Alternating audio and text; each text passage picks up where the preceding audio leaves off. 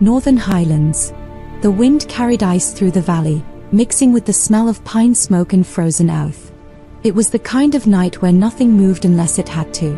Wolves gathered in the central marketplace, drawn by the promise of debt settled, deals made, and something darker, something that made even the hardest among them shift uncomfortably in the torchlight. Hello friends. Before we journey deeper into Naira's story, I invite you to subscribe and share in the comments where you're listening from. Your presence here matters. Now, let's continue. Her name was Naira, 24 years old. Worn leather dress stained at the edges, dark hair tangled and unwashed, hands bound in front of her with silver-threaded rope that burned her wrists like brands. Her father shoved her onto the stone platform in the center of the square, rough hands treating her like cargo being unloaded. She can cook, clean, and keep her mouth shut, he announced to the pack, his voice carrying across the frozen air. Whoever's got the coin can claim her tonight. The crowd didn't laugh. Not out loud. But the silence between the low growls and whispered assessments was worse. Eyes glowed amber and gold in the firelight, circling, evaluating, hungry. Naira stood there, the cold biting through her thin dress, but the shame beneath it burned hotter than any winter wind. She's Barren, her father added, lifting her left wrist to display the healer's brand, a broken moon symbol seared into her pale flesh. The mark every wolf recognized. The mark of worthlessness. Tested by 3 healers over 2 years. Nothing. But she's still young enough, still got use in her. Strong back. Quiet disposition. Naira didn't beg. She'd done that before. Once when her betrothed had rejected their bond after 2 years of failed attempts. Once when his claws had found her throat during his final rage. It hadn't mattered then, so she stood in silence now, gaze fixed on the frozen ground. Near the edge of the gathering, her mother stood wrapped in a grey wool shawl, eyes fixed on the stone beneath her feet, lips pressed into a bloodless line. She didn't speak. Didn't intervene. Didn't even look up. And when the murmuring began, when hands reached for coin purses, her mother turned and slipped away into the shadows, head low, shoulders hunched, swallowed by the darkness like she'd never come to witness her daughter's sale at all. Like Naira had already ceased to exist. The main gate groaned open. Arctic wind rushed through the marketplace, extinguishing several torches. Conversations died mid-word. Every head turned. A man stepped through the gateway, towering, broad-shouldered, fur-lined cloak heavy with fresh snow. The firelight caught the silver streaks threading through his long dark hair and illuminated the network of scars crossing his weathered face. He moved with the deliberate grace of a predator that had never known fear. The air itself seemed to shift around him, charged with ancient power. He smelled of leather, steel, winter storms, and something else, old blood and older authority. He didn't ask her name. Didn't circle the platform like the others had been doing. Didn't examine her teeth or test her reflexes or discuss her potential value. He simply walked directly to the elder's table, reached inside his cloak, and dropped a heavy leather pouch that landed with the unmistakable weight of gold. No haggling. No questions. No negotiation. The marketplace fell into deathly silence. Every wolf present recognized him. Some lowered their heads instinctively. Others took unconscious steps backward. Her father's eyes went wide, his face draining of color. Alpha King Draven. I didn't expect. The girl's debt isn't that. How much does she? The voice that answered was quiet. The kind of quiet that made grown wolves stop breathing. The kind that preceded violence. It's not her debt. Storm gray eyes finally lifted, pinning her father like an insect to a board. It's yours. I believe I made myself clear about gambling debts in my territory 6 months ago. Her father swallowed hard, his throat working visibly. He named the amount anyway, voice shaking. Draven didn't blink. Didn't look toward Naira. The debt is paid. Remove yourself from these mountains. If I see your face again, I'll remove it permanently. He turned and walked toward the gate, cloak sweeping behind him like shadow given form. Naira didn't move. The crowd had already begun to scatter, unwilling to draw the Alpha King's attention. No one cared where she went now. Her fate had been decided. Her father gave her one final shove, nearly knocking her off the platform. Go on. You're his now. Try not to shame us further. She bent to retrieve her small cloth satchel, just a worn journal from her grandmother, a wooden comb with missing teeth, and a single pressed moonflower, brittle with age, and followed the stranger through the snow on unsteady legs. Beyond the marketplace, a black carriage waited, ornate and ancient, pulled by two massive wolves whose eyes glowed like embers. Steam rose from their flanks despite the freezing temperature. Naira climbed inside with trembling hands, the silver burns on her wrists throbbing with each movement. The Alpha King slid into the seat across from her without a word, filling the small space with his presence. She didn't know his name was Draven Stormpeak, Alpha King of the Northern Territories, ruler of 7 mountain packs, widower, and father to 4 motherless cubs. Not yet. Not really. A scarred warrior in the driver's seat glanced back, one eye clouded with old injury. Where to, my king? Home. The carriage lurched forward. The mountain landscape began scrolling past the frosted window, jagged peaks pacing cloud cover, ancient forests dark as memory, snow falling in thick curtains. He didn't speak. She didn't ask. Naira studied his face when moonlight flickered through the window. He wasn't old, but violence and grief had carved their history into every line and scar. 40 winters, perhaps. His hands rested on his knees, one bearing claw marks that had healed badly, the other wrapped in fresh bandages that seeped crimson at the edges. No bonding mark on his throat. No lunar scent clinging to his clothes. Only the smell of loneliness and snow. Why did you pay for me? She finally asked, not expecting an answer. He didn't look at her immediately. When he did, his eyes were the color of storm clouds before lightning strikes. 4 cubs, he said, voice like distant thunder. No mother. No time to raise them properly. Her throat tightened. So I'm a nursemaid? No. Something flickered across his scarred face, something that might have been pain. Just someone who isn't cruel. That's all they need now. The carriage came to a stop before a fortress that looked like it had been carved from the mountain itself. Massive grey stone walls rose toward the night sky, watchtowers silhouetted against clouds, iron gates thick enough to withstand siege engines. This wasn't the gleaming palace Naira had imagined from childhood stories. This was a war fortress, ancient, formidable, built to endure. Snow blanketed the courtyard in unmarked white. Faint golden light seeped from narrow windows cut into thick walls, and smoke rose from multiple chimneys, curling into the frozen air like spirits ascending. Draven stepped out first, not waiting, not looking back. Naira pushed open her own door and followed him through the snow. Her thin boots sank deep with each step.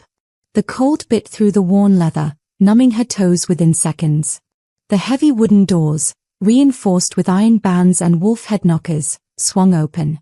Warmth rushed out like an embrace after years of cold. Inside, the fortress was surprisingly lived in. Weapons lined the stone walls in organized rows. Furs covered the floors. A great hearth blazed in the center of the main hall, its fire reflected in polished shields and battle-worn armor. Draven stopped in the stone entryway. His voice was curt, efficient. Your chamber is in the east wing, 3rd door past the tapestry of the first Alpha King. Kitchens are through the great hall. Don't enter the war room or the western tower. Then he disappeared into the shadows of a side corridor, boot steps echoing on stone until silence swallowed them completely.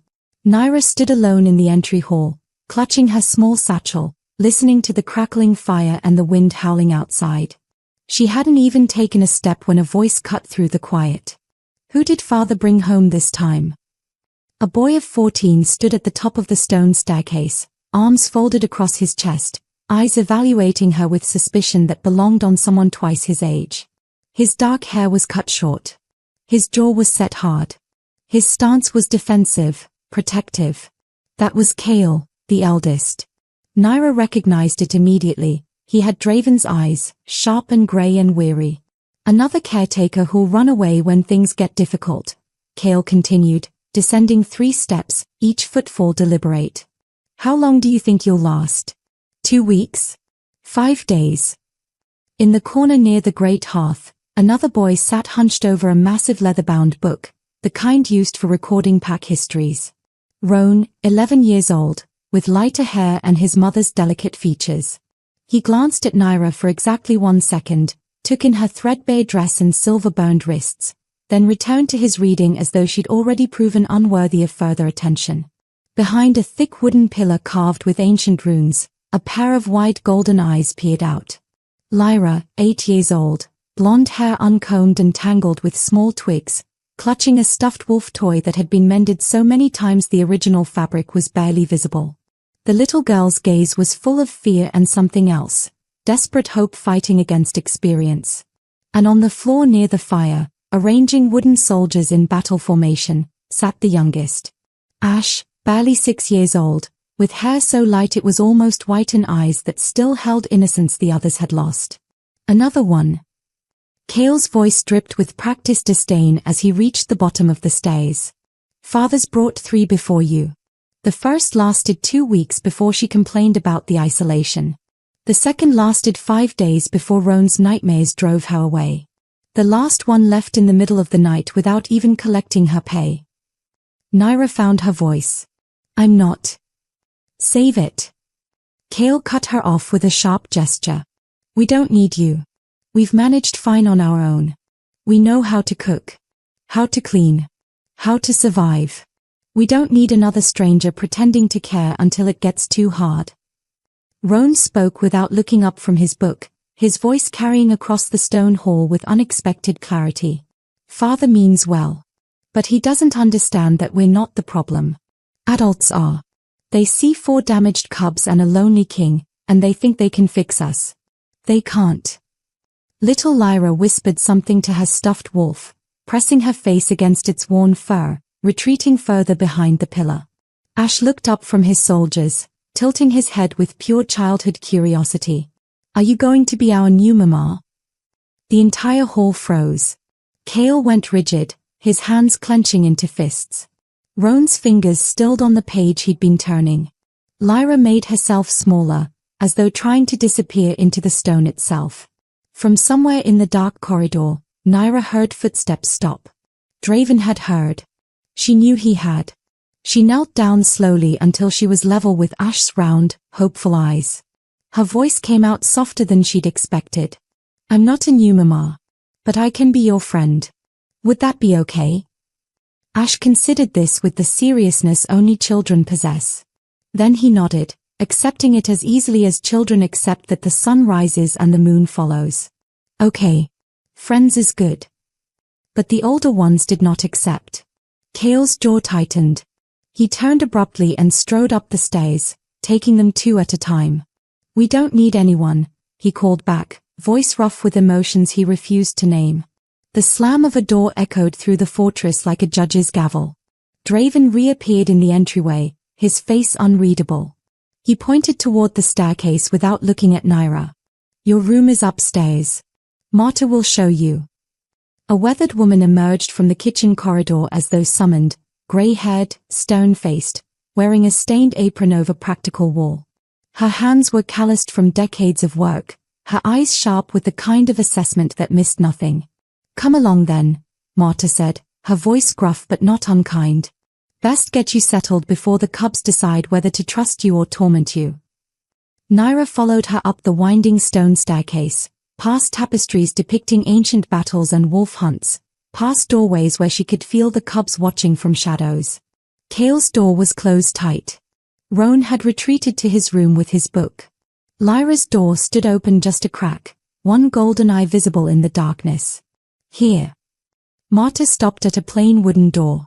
Not luxury, but it's warm and the roof doesn't leak. More than some have. The room was small but clean. A narrow bed with a wool blanket. A wooden chest at the foot. A small window overlooking the snowy forest beyond the fortress walls. A clay wash basin on a stand. A single candle on the windowsill. Someone had prepared for her arrival. Someone had known she was coming. Meals are at dawn, midday, and dusk, Marta said, her tone businesslike. Cubs eat in the great hall when they feel like eating, which isn't often enough. King eats alone in his study, when he eats at all. Laundry is Tuesdays and Fridays. Kitchen work is shared, though I do most of it since the last girl left. Questions. What happened to their mother? Marta's expression hardened into granite. That's not your business. Don't ask the king. Don't ask the cubs. You're here to help with practical matters, not to dig into wounds that haven't healed. Understand? I understand. Good. Marta turned to leave, then paused in the doorway. One more thing. The cubs have been hurt enough. If you're going to leave, do it now. Don't make them care about you first. She left, closing the door firmly behind her. Naira sat on the edge of the narrow bed, still wearing her thin traveling dress. The silver bones on her wrists throbbing with each heartbeat. Through the window, she could see the forest stretching endlessly into darkness, ancient pines heavy with snow. Somewhere in the fortress, she heard a child crying, muffled, trying to hide it, heartbreaking in its restraint. Then silence. She opened her satchel with trembling hands and took out the pressed moonflower her grandmother had given her years ago. Its petals were brittle as paper, nearly dust, but she held it carefully between her palms anyway. What have I gotten myself into? She whispered to the empty room. The candle flame flickered. Outside, a wolf howled, long, mournful, utterly alone. Naira didn't sleep that night. She sat at the window, watching snow fall on a fortress full of broken hearts, and wondered if she had enough pieces of herself left to help mend anyone else. Dawn arrived without mercy. Naira woke to the sound of howling, not wolves, but wind tearing through the mountain peaks like claws through fabric. She dressed quickly in the plain grey dress Marta had left folded on the chest, her fingers fumbling with the ties as cold seeped through the stone walls. The great hearth was already blazing when she reached the kitchens. Marta worked with aggressive efficiency, her hands moving through dough like she was punishing it for existing. You're late, Marta said without turning around. I wasn't told when. Dawn means before the sun clears the mountains. She thrust a woven basket at Naira, eggs rattling inside. Make breakfast for the cubs. They eat in the hall in 20 minutes. Don't burn it. Naira had cooked before. In her grandmother's cottage, she'd learned to make hearty stews and fresh bread. But that was years ago, before the failed bonding, before her world had collapsed into survival mode. Her hands shook as she cracked eggs into a cast-iron pan. The first batch turned grey and rubbery. The porridge somehow burned on the bottom while staying raw on top. When she tried to salvage it with honey, the entire jar slipped from her trembling fingers and shattered across the stone floor, golden sweetness spreading like accusation. Marta didn't say a word. Just handed her a rag. By the time Naira carried the food to the great hall, all 4 cubs were waiting. They'd arranged themselves like a tribunal, Kale standing with arms crossed, Roan sitting with his book open but eyes watching, Lyra half hidden behind her brother, Ash swinging his legs from a chair too tall for him. Kale took one look at the blackened porridge and pushed his bowl away. I'm not eating that. Roan sniffed the eggs without touching them. These smell like ash and desperation. Even little Ash shook his head, disappointment clear on his young face. Only Lyra hesitantly reached for a piece of bread. She took one small bite, chewed carefully, then set it down with heartbreaking gentleness. Heat flooded Naira's cheeks. Not from the fire. From failure laid bare before children who'd already seen too many adults prove inadequate. The side door opened. Draven entered, still wearing his training leathers, dark with sweat despite the morning cold. His hair was damp, pulled back roughly. Fresh bruises colored his knuckles. Naira braced herself. For anger. For dismissal. For being sent away before she'd even unpacked. Instead, he glanced at the untouched food, then at her trembling hands where she'd gripped the serving tray too tightly. Marta, he said, voice carrying across the hall. Show her where we keep the dried meat and cheese. Cubs can eat that this morning. He looked at Naira then, really looked, his storm-grey eyes cataloguing details. Did you burn yourself? She glanced down at the fresh red mark on her forearm where she'd touched the iron pot handle.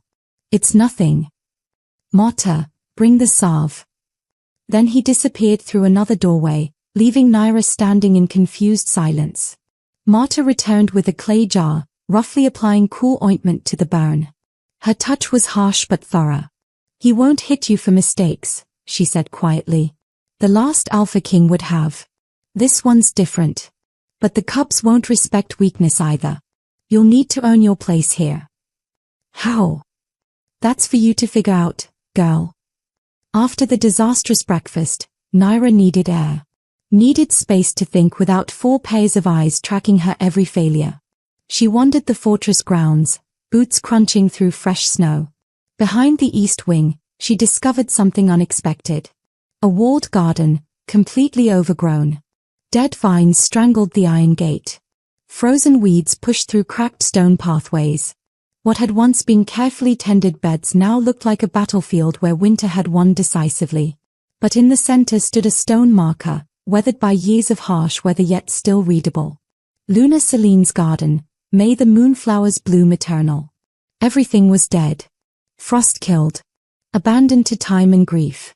Naira pushed open the gate. It groaned on rusted hinges. She walked the perimeter, identifying what had once grown here, medicinal herbs her grandmother had taught her to recognize, flowers meant for ceremonies, vegetables that could survive mountain winters. In the far corner, protected by a partially collapsed wall that blocked the worst of the wind, she found something that made her heart skip. A single moonflower bulb. Dormant but alive. She knelt in the snow, carefully clearing away dead leaves and debris.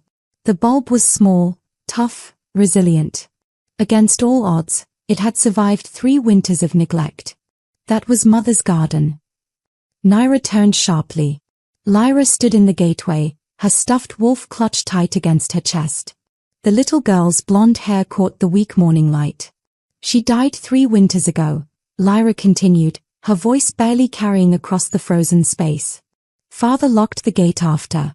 No one's been inside since." "It's beautiful," Naira said softly, meaning it. Or it was. "Mother said moonflowers only bloom when there's hope." Lyra took one small step closer. "Can you make them grow again?" I don't know. Maybe. If I can remember what my grandmother taught me." Lyra studied her with those impossibly wide golden eyes. Ancient wariness lived in that young face. The others all said they could help. They all said they'd stay. They all left. "I won't leave." "Everyone says that." The little girl's voice cracked. "Everyone promises. Then they see how broken we are, and they go." "You're not broken." "Yes, we are." Lyra's grip tightened on her toy. "We're the cubs nobody wants. The motherless ones. The damaged goods. That's what the pack elders whisper when they think we can't hear." She turned and ran back toward the fortress, blonde hair streaming behind her like a flag of retreat. Naira remained kneeling in the snow, her heart aching. She looked down at the surviving moonflower bulb, this small stubborn thing that refused to die despite everything working against it. "We're going to survive this," she whispered to it. "Both of us." The wind howled its doubt through the dead garden. 3 weeks crawled by like wounded animals. Naira's cooking improved marginally, the porridge no longer resembled charcoal. The eggs achieved actual edibility. The cubs tolerated her presence the way one tolerates weather. Inevitable, unremarkable, occasionally unpleasant. She learned to stay invisible. To anticipate needs before they were spoken. To not ask questions. Draven remained a ghost in his own fortress, appearing only at odd hours, often covered in blood that wasn't always his own. Patrol missions, Marta explained.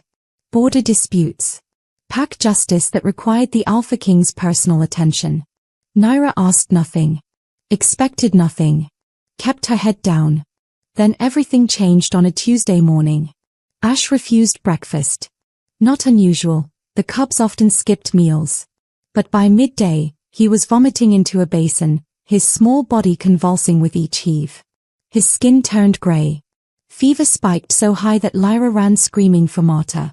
The old woman tried everything in her arsenal, cold compresses soaked in mountain spring water, herb teas brewed from their dwindling stores, bone broth forced down his throat only to come back up minutes later. Nothing worked. Kale appeared in the doorway, his usual mask of indifference cracking. We need to send for the healer. The healer is 3 days' ride away, Marta snapped, wringing out another cloth. Storm blocked the mountain pass last night. He won't make it in time. Then what do we do? Roan's voice shook. His book lay forgotten on the floor. Naira knelt beside the small cub, checking his eyes, pupils dilated unevenly. His breathing came in shallow gasps. The color of his gums had shifted from healthy pink to alarming white. She lifted his small hand, examining his fingernails. Then she saw it. Faint silver burns around his mouth and on his tongue. Her grandmother's voice echoed across years. Silver poisoning shows itself in the mouth first, child. Always check the mouth. Silver poisoning, Naira whispered. Every head turned toward her. Kale moved fast, suddenly looming over her. How do you know that? She swallowed hard. The secret she'd buried. The skill deemed worthless when she'd been branded Barren. I was a healer's apprentice. Before everything. My grandmother taught me. Can you fix him? Roan demanded, his book-learned composure shattered by raw fear. Maybe. I need specific herbs. Moonroot for purging toxins, silverbane to counteract the metal, wolf's tongue to strengthen his blood. Marta's face went pale. We don't have those here. The fortress stores ran out last winter. The forest does. Naira's mind raced, cataloging what she'd seen during her brief explorations. I've seen them growing near the East Ridge. The protected valley where snow doesn't reach as deep. It's too dangerous for a human alone. The door slammed open. Draven filled the frame, summoned from the training grounds by urgent message. His eyes went immediately to his youngest son, pale and trembling on the bed. Something terrible crossed his scarred face. What happened? Silver poisoning, my king, Marta said quickly. We don't know the source. I do. Naira held up a small wooden toy soldier, one Ash had been playing with constantly. Its paint was flaking off in patches, revealing pure silver underneath. He was chewing on this. The paint sealed the silver before, but it's wearing away. Draven's jaw clenched hard enough to crack teeth. Can you save him? I need herbs from the forest. I need to go now. Every minute the silver stays in his system. It's too dangerous. Wolves don't hunt alone, and you can't shift. I'm not a wolf. Her voice came out harder than intended. The forest won't attack me the way it would attack a shifter in your territory. But your son will die if I don't try. Their eyes locked. Storm gray meeting defiant amber. She watched him calculate, weigh options, measure risks against the small life fading on the bed. Kale goes with you, Draven finally said. You have 2 hours before dark. After that, the mountain predators hunt. Naira and Kale ventured into the frozen forest, following deer trails through snow that came up to her knees. The eldest cub shifted into his wolf form, a lean gray adolescent, still growing into his power. His fur was darker than his father's, marked with black along his spine.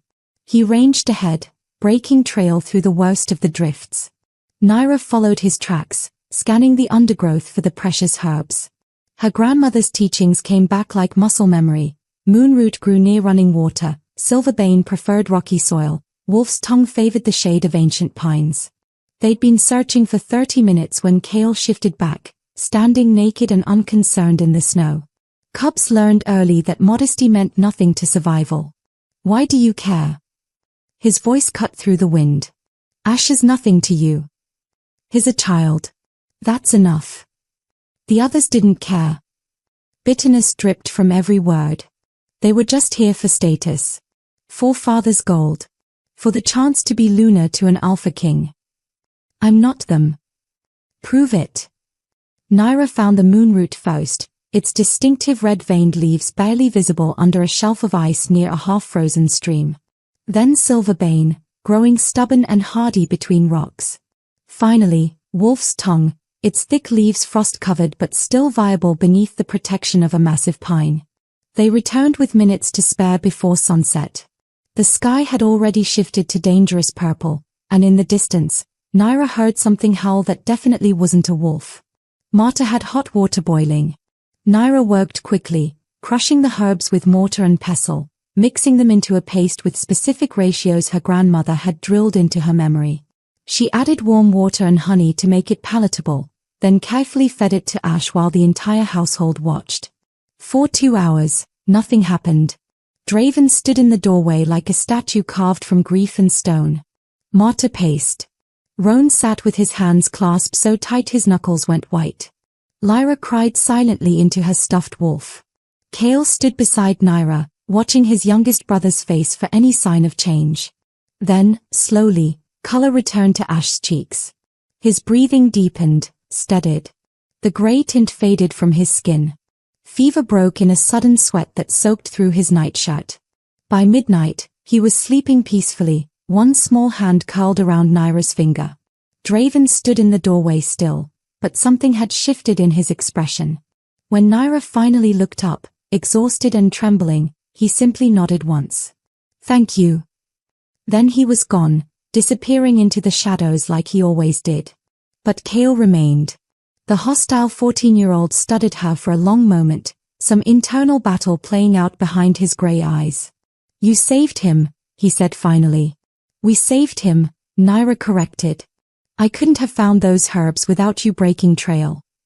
For the first time since she'd arrived, the boy allowed the smallest hint of a smile to touch his face. After saving Ash, something fundamental shifted in the fortress. The cubs didn't immediately embrace Naira with open arms, but the active resistance dissolved like spring ice. Ash followed her everywhere now, his small hand occasionally reaching for hers when he thought no one was watching. She'd feel the tentative touch, those tiny fingers seeking reassurance, and her heart would crack a little more each time. Lyra began appearing in doorways, watching silently as Naira worked. Then came small requests. "Can you braid my hair like Mother used to?" The question delivered in a whisper so quiet Naira almost missed it. She didn't know how Celine had braided Lyra's hair, so she did it the way her grandmother had done hers, a simple plait woven with a strip of blue cloth. Lyra touched it reverently, then fled before Naira could see her cry. Roan started reading aloud while Naira mended clothes by the fire. He never asked if she wanted to hear. Just opened his books and shared the histories he was devouring, tales of the first shifters, wars between packs, the formation of the Northern Territories. His voice filled the silence she hadn't realized was suffocating her. Even Kale stopped glaring with quite so much intensity. He'd nod when passing her in corridors. Once, he brought her firewood without being asked. Small things. Fragile things. But things that mattered. Naira returned to Luna Celine's garden whenever she had spare moments. She cleared dead vines with her bare hands, not minding the scratches. Turned the frozen soil section by section, breaking up ice and mixing in ash from the kitchen fires to enrich the earth. Carefully tended the surviving moonflower bulb, protecting it from the worst of the wind. Lyra watched from the gateway at first, maintaining her distance like a wild animal testing safety. Then one afternoon, she ventured 3 steps inside. Mother used to sing while she gardened, the little girl said, her voice barely audible over the wind. What did she sing? Lyra hummed a melody, haunting and wordless, something ancient that predated language. It raised goosebumps on Naira's arms and made her throat tight with emotions she couldn't name. That's beautiful, Naira managed. Father hasn't sung since she died. Lyra moved closer, drawn by memory. None of us have. The songs died with her. Maybe they're just sleeping. Like the moonflowers.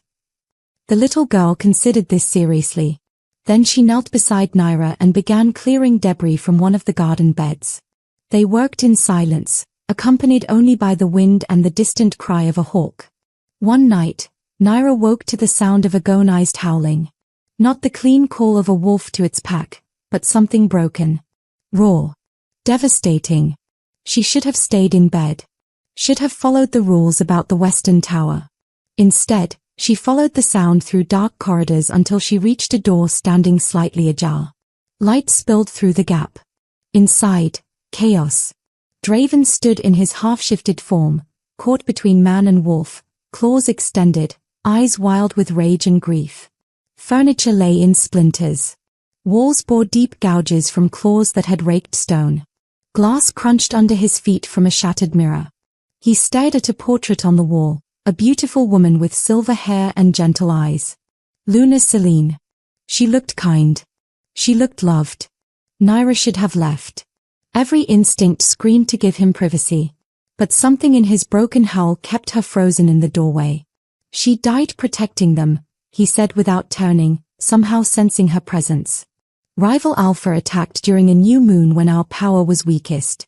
Varrock wanted our territory. Wanted me dead. Wanted everything I'd built turned to ash. His voice cracked. She fought 20 wolves alone so the cubs could escape to the safe room. Held them off for an hour. They tore her apart. I'm sorry. I couldn't save her. His claws dug into his palms, drawing blood. I was on the borders, chasing a false threat Varrock had planted. By the time I returned, he made a sound like something dying. I haven't fully shifted since that night. I'm afraid of what I'll become if I let go completely. Naira took a step closer, her bare feet silent on broken glass. Grief isn't weakness, Alpha King. And rage doesn't mean you're lost. He finally turned to look at her, his storm-gray eyes burning with unshed tears.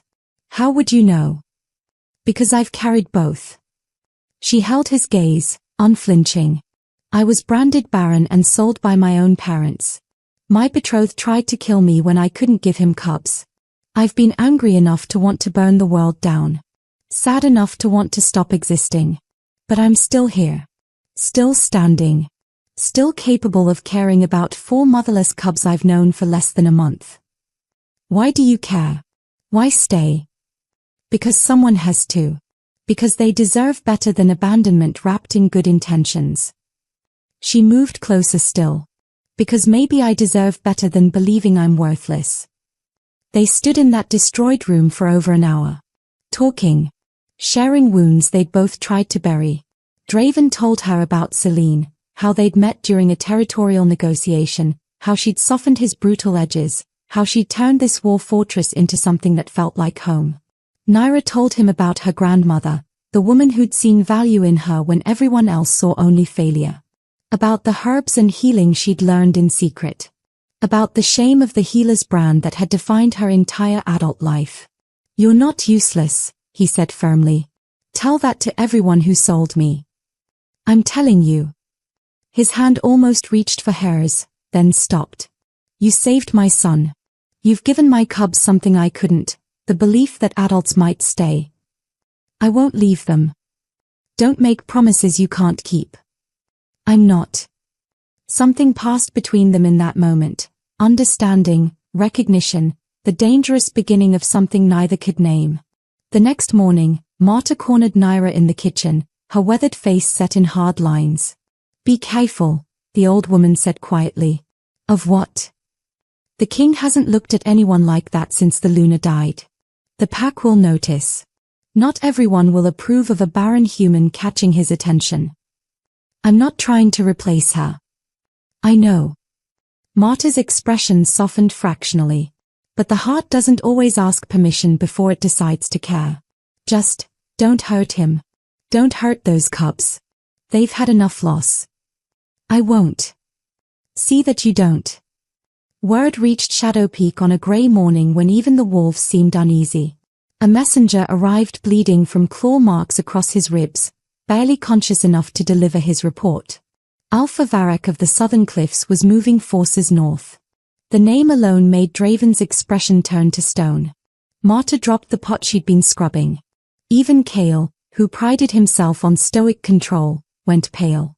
His coming back, Roan whispered, his book forgotten in trembling hands. He killed Mother, Lyra said to no one, her voice empty of inflection. Ash pressed against Naira's side, suddenly very small. The fortress transformed overnight into a war machine. Warriors drilled from dawn until collapse, their movements precise and brutal. Supply lines were reinforced, weapons sharpened, armor repaired, emergency food stores moved to secure locations. The cubs were taught emergency protocols, where to hide, how to stay silent, which tunnels led to escape. Routes. Naira helped where she could. rolling bandages until her fingers cramped, preserving food in salt and smoke, learning basic defensive positions from Marta, who moved through combat stances with surprising grace for her age. Why would he attack now? Naira asked while grinding medicinal herbs into powder. Draven stood nearby, sharpening his blade with methodical strokes. The sound of steel on whetstone filled the hall. Because predators smell weakness. A king without a Luna. Cubs without a mother. He thinks we're vulnerable. Are you? His eyes met hers across the space. Storm gray. Unreadable. Not anymore. They came at dusk 3 weeks later, during the new moon when shifter strength waned to its lowest ebb. Naira was helping Ash with his letters when the warning howls began, sharp, urgent, spreading through the pack like wildfire. 50 wolves, maybe more. They'd surrounded the fortress with military precision, cutting off escape routes and reinforcement paths simultaneously. Alpha Varric himself stood at the front lines, a massive rust-colored wolf with scarred flanks and cold amber eyes that promised death. His howl cut through the mountain air like a blade through silk. Send out the king. Let's settle this like our fathers did. Alpha to alpha. Or watch your cubs burn. Draven shifted for the first time in 3 years. The transformation was agonizing to witness. Bones breaking and reforming. Skin splitting to accommodate new form. His human scream became a wolf's howl, massive and terrifying and heartbreaking all at once. When it finished, a silver-gray beast stood where the Alpha King had been. Larger than any wolf Naira had ever seen, eyes still storm-cloud gray, scars visible even through thick fur. He charged into the darkness without hesitation. Naira moved on pure instinct. Cubs, now. She rushed all 4 down to the catacombs beneath the fortress, ancient tunnels carved by the first pack, lined with silver deposits that would mask their scent from enemy wolves. The air smelled of minerals and old death. Stay here. She pressed the torch into Kale's hand. No matter what you hear, you stay here. What about father?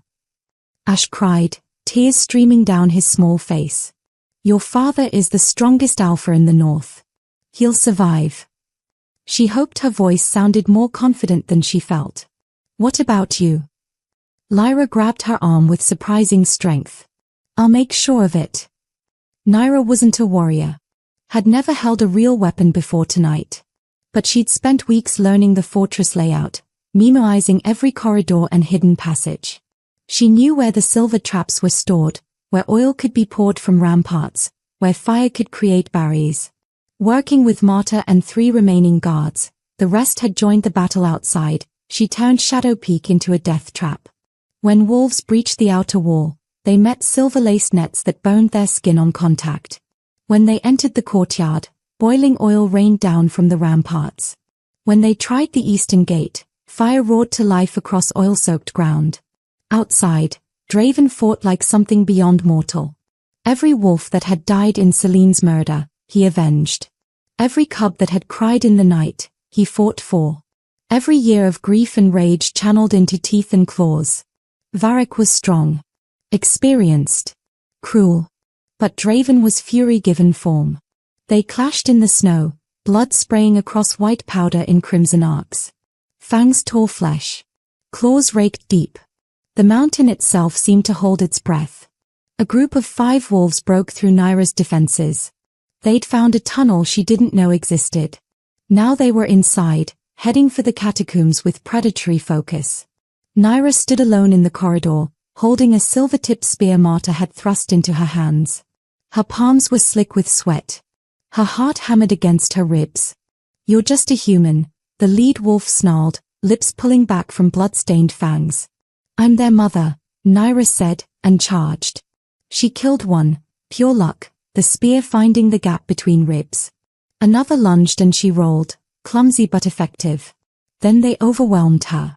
Claws ripped through her shoulder. Fangs grazed her throat, missing the artery by inches. Blood poured hot down her arm. Then Kale was there, shifted into his adolescent wolf form, fighting with desperate ferocity. Roan emerged from the shadows, using his smaller size and speed to distract and harry. Lyra, tiny but vicious, went for exposed legs and soft underbellies. Even little Ash appeared, throwing handfuls of silver dust he'd found in the army, making the enemy wolves scream. Together, they drove the invaders back. By dawn, Varric lay dead in blood-stained snow, his throat torn completely out. The surviving enemy wolves fled into the forest, leaderless and broken. But Draven was barely standing, covered in wounds that leaked red across grey fur. He collapsed into the snow, shifting back to human form with agonizing slowness. Naira ran to him, her own wounds forgotten. His blood was everywhere, soaking the ground, staining her hands, warm against the frozen air. The cubs, he gasped, eyes struggling to focus. Safe. All of them safe. You. She pressed her hand to his bleeding chest, feeling his heart beat against her palm. Still here. Why would you fight for us? Each word cost him. The answer came without thought, raw and honest. Because you were the first person who treated me like I mattered. His hand covered hers, blood mixing between their palms. The touch was gentle despite the violence surrounding them. Stay, he whispered. Not as a servant. Not as hired help. Stay. The words hung between them, heavy with meaning neither had courage to name yet. Around them, the fortress began counting its losses. But in that moment, kneeling in blood-stained snow with his hand covering hers, Naira understood she'd found something she'd thought impossible. She'd found home. The fortress spent 3 weeks in recovery mode. They'd won, but victory had teeth. Draven's wounds were catastrophic. Broken ribs that had punctured his lung, deep lacerations that required silver thread stitches, poison from Varric's claws that turned his blood black and his fever dangerous. Naira nursed him through it all. Fever dreams where he called for Celine, thrashing against enemies only he could see. Pain so intense he couldn't shift fully back to human without screaming. Hours where his breathing went shallow and she thought she'd lose him. She used every herb and technique her grandmother had taught her. Changed bandages hourly. Forced water down his throat when he was too weak to drink. Stayed awake for days until Marta physically dragged her away to sleep. The cubs took turns sitting vigil. Even stoic Kale read to his unconscious father, pack histories and battle accounts in a steady voice that cracked only when he thought no one was listening. During the 4th week of recovery, something miraculous happened. Lyra discovered it at dawn. The little girl's scream echoed through the fortress, high and terrified. Everyone ran, expecting attack or death or worse.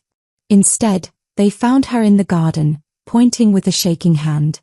The first moonflower had bloomed. A single silver blossom, opening toward the dawn sky like a prayer answered. Its petals caught the light and seemed to glow from within. The scent, subtle, sweet, impossibly delicate, filled the garden like a benediction. When Draven was finally strong enough to walk, leaning heavily on Marta's shoulder, Naira brought him to see it. He stood before the flower for a long time. Silent tears streamed down his scarred face, disappearing into his beard. Celine planted these, he said finally, his voice rough with disuse and emotion. She told me they'd bloom again when it was time to live instead of grieve. She was wise. She would have liked you. He turned to look at Naira directly. She would have been grateful you were here for them. The words settled between them, weighted with meaning. Not everyone shared their peace. A delegation of pack elders arrived 2 days later, demanding formal audience with the Alpha King. 7 of them, dressed in ceremonial furs, faces set in disapproving lines. They gathered in the great hall. Draven sat in his carved chair, still pale but radiating authority. The cubs ranged behind him. Naira stood to the side, as protocol demanded. Elder Morvis spoke first, his voice carrying the weight of tradition and judgment. This human has no business raising the future alphas. She cannot shift, cannot hunt, cannot defend the bloodline properly. She defended my cubs when half your warriors fled, Draven replied, his voice cold as mountain ice. She saved my youngest son's life. She brought my fortress through a siege with strategy and courage. What exactly has she failed to do? She's Barren, my king. Morvis gestured at Naira like she was evidence of corruption. The moon goddess herself rejected her. How can she guide cubs into their wolves when she has no wolf to call? The old shame burned through Naira. She stood silent, hands clasped, staring at the stone floor, waiting for dismissal, for rejection, for proof that she'd always be worthless. But then Kale spoke, his young voice cutting through the hall like a blade. She's more of a mother than any wolf-born female you've paraded through here. Roan added, stepping forward with his usual careful precision. She taught me healing arts your precious pack never valued. She stayed when trained warriors ran. Lyra simply walked over and took Naira's hand, small fingers gripping tight. Her golden eyes dared the elders to try removing her. Ash climbed into Naira's lap and glared at the assembled wolves with pure childhood fury. Draven stood, his alpha presence filling the room until the air felt thick with power. Naira stays. Not as a servant. Not as temporary help. As part of this family. If anyone has objections, they can challenge me directly. The silence stretched. No one moved. Good. We're done here. The elders filed out, some furious, others thoughtful, all unwilling to challenge an alpha king who'd just killed Varric in single combat. That night, after the cubs were finally asleep, Draven found Naira in the garden. She was tending the moonflowers by lantern light, checking soil moisture and clearing new growth. You didn't have to defend me like that, she said without looking up. Yes, I did. Your pack will never fully accept me. They'll learn. Or they'll find another pack to join. He moved closer, his shadow falling across the flowers. Naira, I need to ask you something. And I need complete honesty. She finally looked up. All right. Do you want to stay because you have nowhere else to go? Or because this has become home? She set down her trowel, brushing dirt from her hands. When I was on that platform, I'd given up. I thought my life was over. Then you asked me one question. Did you burn yourself? Not can you breed? Not what's wrong with you? Just concern for my pain. That's not an answer. This is home. The words came out fierce. You're home. Those cubs are home. For the first time in my life, I'm not trying to prove my worth every moment. I just, and somehow that's enough. There's something I need to tell you. His expression turned serious. About the Barren diagnosis. Naira tensed, old wounds threatening to reopen. I had our healer examine the brand on your wrist. It's a forgery. The symbols are deliberately wrong. Anyone with real training would recognize it immediately. The world tilted sideways. What? You're not Barren, Naira. You never were. Someone in your former pack wanted you marked as worthless. Probably paid off those healers, or they were incompetent. Your wolf isn't broken, it's dormant from trauma. She sank onto the garden bench, mind spinning. But 3 healers confirmed. Were they pack healers? Tied to your betrothed's family? Her stomach dropped. They had been. All 3 affiliated with his bloodline. With time, with healing, with safety. Draven knelt before her, his scarred hands gentle on her knees. You could shift. You could bond. You could have everything they said you couldn't. Tears streamed down her face, rage for stolen years, relief for vindication, grief for the girl who'd believed herself broken. Why would someone do that? I don't know yet. But I have people investigating. His thumbs brushed her tears away. You were never the problem, Naira. They were. She fell forward into his arms, sobbing against his chest while he held her through the storm of emotions. Around them, moonflowers bloomed in the darkness, their silver petals glowing like hope made visible. Over the next month, Draven's network uncovered the rot buried in Naira's past. Her former betrothed, a wolf named Garrett from a prominent bloodline, had wanted to reject their bond without losing face. He'd bribed 3 healers to brand her Barren, providing him the perfect excuse. Pack law allowed rejection of a Barren mate without judgment or penalty. He'd wanted someone else. A female from a stronger family. Better connections. More political value. So he destroyed Naira instead. The evidence reached her former pack's alpha. Justice was swift and brutal. Garrett stripped of rank, exiled from pack lands, his family forced to pay blood debt to Draven's territory. But for Naira, the vindication felt hollow. She'd lost years believing herself broken. Years of shame that had carved themselves into her bones. It happened on a full moon night, 3 months after the siege. Naira was in the garden when the change began. Pain ripped through her body, bones breaking and reshaping, muscles tearing and reforming, skin splitting to accommodate something that had always lived inside her but had been buried under trauma and lies. She screamed, terrified and agonized. Then Draven was there, shifted alongside her. His massive silver-grey form pressed against her, steadying her, guiding her through it with presence and calm. When the transformation finally completed, she stood on 4 legs for the first time. A sleek silver wolf with amber eyes and moonlight-pale fur. Smaller than Draven but elegant, built for speed and endurance. The cubs howled in celebration, their voices joining in ancient harmony. The pack gathered in the courtyard, witnessing the impossible. A woman they'd been told was Barren, now standing wolf-born under the full moon. Naira threw back her head and howled. The sound came from somewhere deep and primal, a song she'd never known she could sing. She was whole. She was real. She was enough. Draven didn't make grand speeches or elaborate plans. He simply asked her one evening while they walked through the garden, moonflowers blooming silver around them. "Will you be my Luna?" His scarred hand took hers. "Not because you're convenient. Not because the cubs need you. Because I choose you, and I want you to choose me." "Yes." The answer was immediate, certain, right. The ceremony was held under the ancient oak at the edge of the fortress grounds, the same tree where Celine and Draven had bonded 20 years before. Naira wore a simple grey dress embroidered with silver moonflowers. Draven wore his ceremonial furs. The pack gathered. The cubs stood as witnesses, Kale solemn and proud, Roan recording every detail for the pack histories, Lyra clutching her stuffed wolf with tears streaming, Ash bouncing with barely contained excitement. Marta cried actual tears, wiping them away with her apron and pretending she wasn't. When they marked each other, teeth breaking skin, blood mingling, souls connecting, the bond snapped into place like coming home after a lifetime of wandering. The pack howled their approval. The mountains echoed with celebration. Naira took her role as Luna seriously. She established a healing house in the fortress for any pack member who needed care.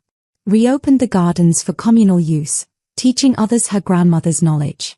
Created safe spaces for traumatized wolves, for those rejected by other packs, for anyone who needed sanctuary. The cubs thrived under her guidance. Kale began serious training for his future alpha role.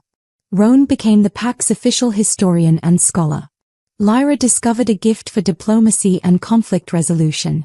Ash simply brought joy wherever he went, his laughter echoing through halls that had been silent too long. Draven slowly let go of his grief, honoring Celine's memory while building a new future. The portrait remained in the western tower, but the room was no longer destroyed. He visited it sometimes, telling Celine about Naira, about the cubs, about the pack they were becoming. 6 months after the bonding, Naira woke feeling strange. Nauseous. Sensitive to smells that hadn't bothered her before. The scent of cooking meat made her flee the kitchen. Strong emotions hit harder than they should. The pack healer confirmed it with a knowing smile. Twins. She was carrying twins. When she told Draven, the fierce Alpha King who'd killed countless enemies actually sat down in shock, his legs giving out. But you were dormant. Not broken. Never broken. She took his hands, placing them on her still flat stomach. We're going to have cubs, Draven.